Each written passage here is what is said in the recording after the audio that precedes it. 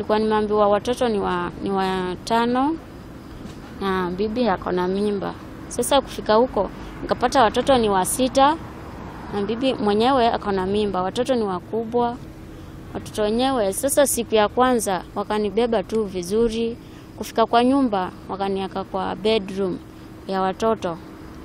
Huyu mama akaniambia akiwa na first born wake akaniambia nitoe vitu zote zenye nimekuja nazo, nimpatie simu. Hata sikuwa nimekaa chini, akachukua simu akazima, akatoanisha vitu zangu, akaniambia nitoe manguo kama ameketi hapo chini. Nikamwambia iwezekani, sitatoa manguo kama umeketi hapa. Akaniambia hapana, kwa hii nyumba yangu wasichana wakikuja siku ya kwanza huwa wanatoa manguo nikiwa nimekaa hapa.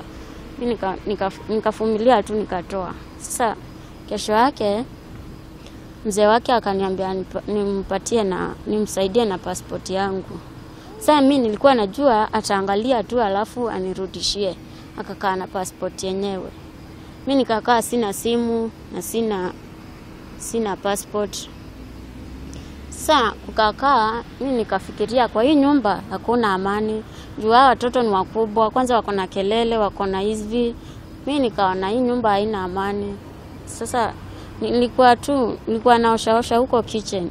Akaanza kutaka ile akaanza kulala na mimi. Sasa ile kutokanisha hapo mimi nikashindwa.